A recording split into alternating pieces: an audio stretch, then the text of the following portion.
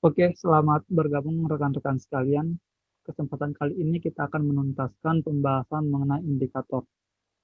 Kali ini kita akan belajar mengenai indikator MACD. Ini menjadi indikator yang terakhir untuk kita pelajari di pembahasan mengenai indikator. Sebenarnya masih ada beberapa lagi, tapi yang saya bahas saat ini merupakan indikator-indikator yang sangat sering atau populer di kalangan oleh teknikalis. Jadi dengan indikator yang kita pelajari ini cukup untuk kita gunakan untuk menganalisis pergerakan harga saham. MACD ini cukup populer. Apabila teman-teman pernah melihat gambaran seperti ini merupakan indikator MACD. Langsung aja kita masuk kepada pembahasannya. MACD merupakan singkatan dari Moving Average Convergence Divergence gitu. Jadi penggunaannya sebenarnya hampir sama dengan indikator yang moving average. Nah, apa itu convergence dan divergence? Convergence itu secara sederhana bisa kita artikan pergerakan harga searah dengan indikator. Sedangkan divergence ini adalah pergerakan harga yang tidak searah dengan pergerakan indikator. MACD ini juga ditampilkan dalam dua buah garis dan juga histogram yang sudah kita lihat sebelumnya. Nah, tetapi MACD ini tidak memiliki batas atas dan juga batas bawah, seperti layaknya stokastik. Itu ada batas atasnya 80, batas bawahnya itu 20 gitu. Namun MACD ini hanya memiliki garis tengah, yaitu 0. Nah, seperti gambar yang tadi. Jadi dia di sini memiliki garis tengah, di sini 0.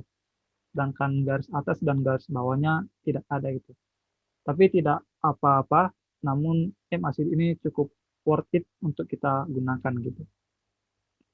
Fungsinya sendiri bisa kita gunakan sebagai sinyal buy dan juga sinyal sell. Kita tahu nih. Selain itu kita tahu tren sebuah harga sedang uptrend atau downtrend. Kita juga tahu mengetahui sinyal divergen. Namun kita kurang jelas dengan MACD ini kita kurang jelas area overbought dan oversold sebuah saham. Tapi nanti bisa kita cari gitu. Di akhir saya coba jelaskan. Nah, untuk penggunaannya MACD ini sangat direkomendasikan untuk saham-saham yang uptrend ataupun yang downtrend. Untuk yang sideways sebaiknya tidak karena akan ngaco hasil yang diberikan oleh MACD ini. Kita diberikan sinyal beli ketika kedua garis yang tadi berpotongan ke arah atas. Ini sering juga disebut sebagai golden cross.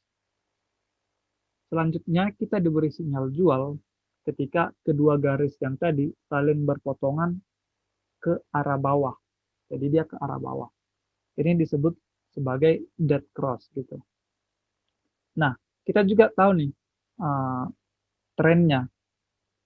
Saham itu dikatakan uptrend ketika garis MACD-nya berada di atas garis 0. Jadi dia itu bergerak di atas garis 0. Itu sahamnya sedang uptrend. Gitu. Sebaliknya, saham itu sedang downtrend ketika garis MACD-nya bergerak di bawah garis 0. Nah, yang ketiga juga kita tahu sinyal divergennya.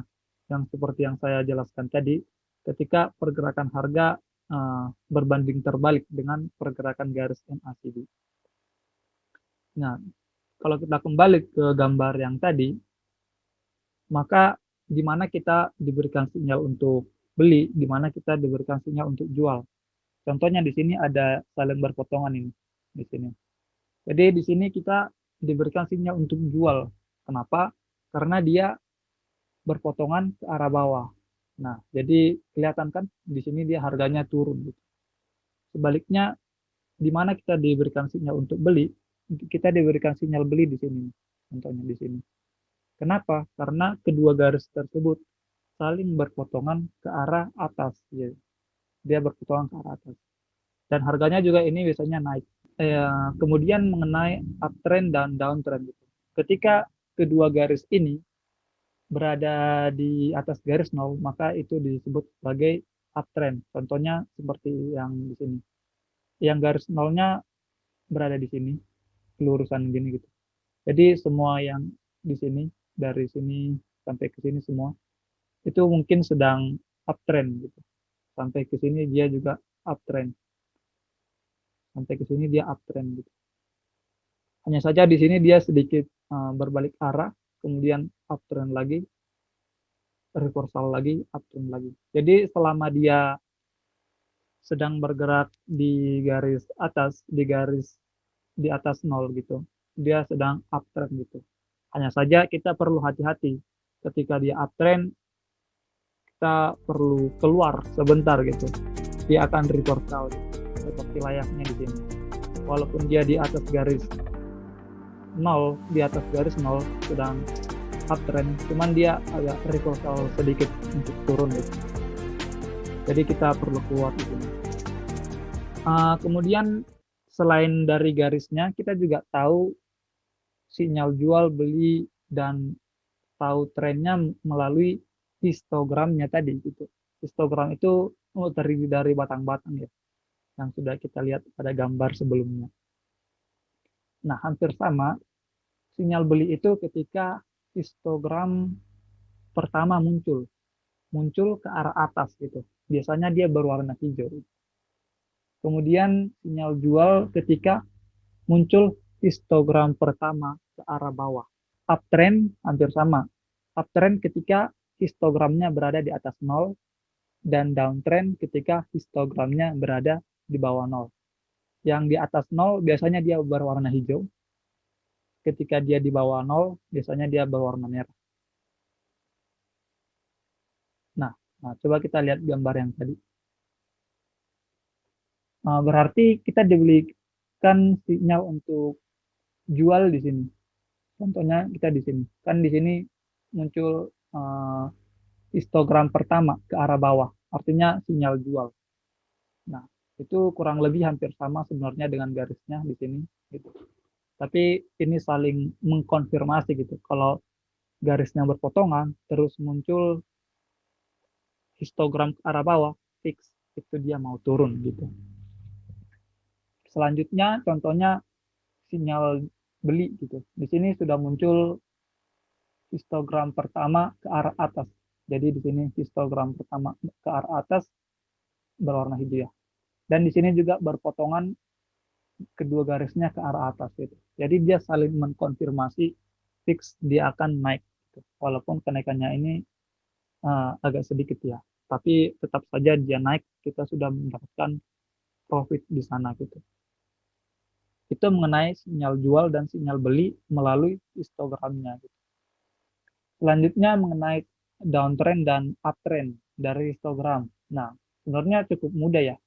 Di sini barnya aja kita lihat. Kalau barnya ini di atas warna hijau kayak gini, dia itu sedang uptrend. Sebaliknya kalau dia warna merah itu sedang downtrend gitu.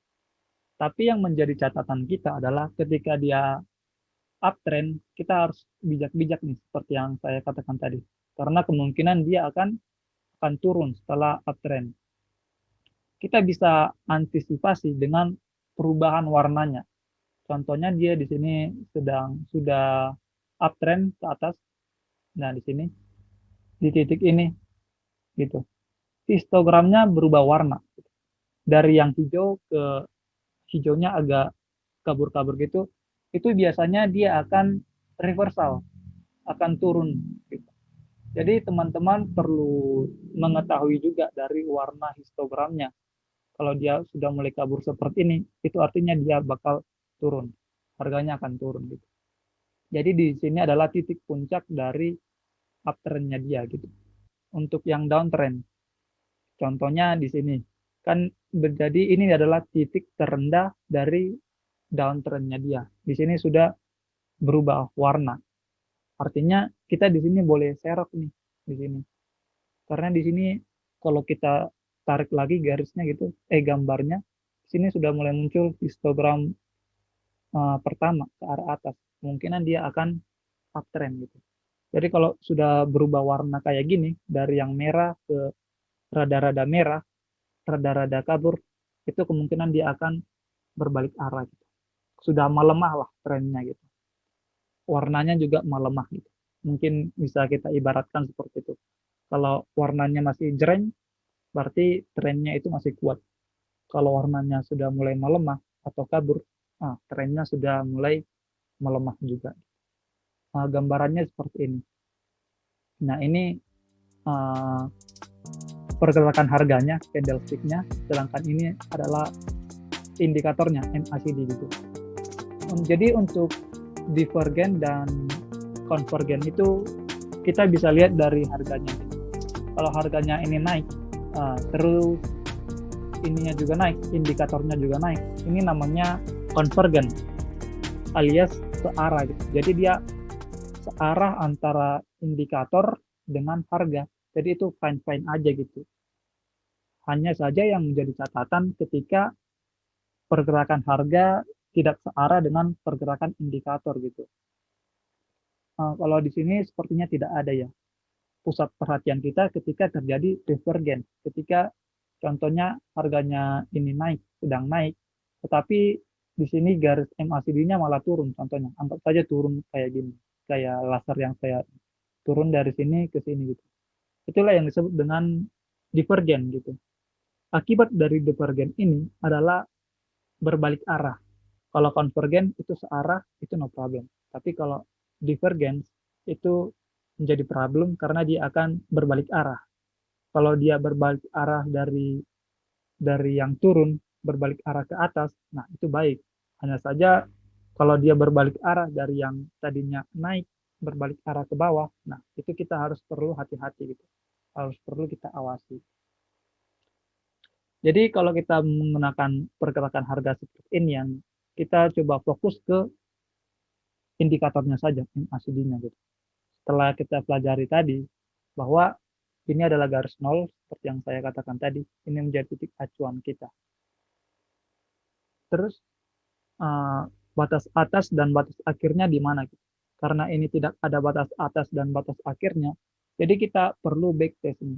Kalau biasanya dia kalau sudah naik seperti ini biasanya akan turun atau apa gitu. Karena di sini kan kalau kita lihat kenaikannya sudah di sini dia akan turun gitu. Jadi kita bisa antisipasi ketika kenaikannya sudah hampir sama dia akan turun gitu. Jadi kita bisa melakukan backtest aja karena tidak ada batas atas dan batas akhirnya gitu. Jadi backtest aja ke belakang. Dia biasanya naik seberapa tinggi sih kalau sudah uh, mencapai titik tertinggi tersebut. Nah, mungkin itu adalah area tertingginya dia. Kemungkinan akan berbalik arah gitu. Baliknya juga gitu. Kalau yang lagi di bawah kita backtest aja ke belakang. Gitu. Nah, seperti yang tadi ini sinyal jual, ini sinyal beli kita sudah bahas. Nah, ini uptrend di atas, downtrend di bawah. Kira-kira seperti itu sih untuk pembahasan dari MACD. Teman-teman boleh praktikan di aplikasi chartingnya masing-masing. Terima kasih sudah mengikuti video kita sampai akhir. Semoga profit. Jangan lupa untuk cek pembelajaran selanjutnya di playlist. Terima kasih.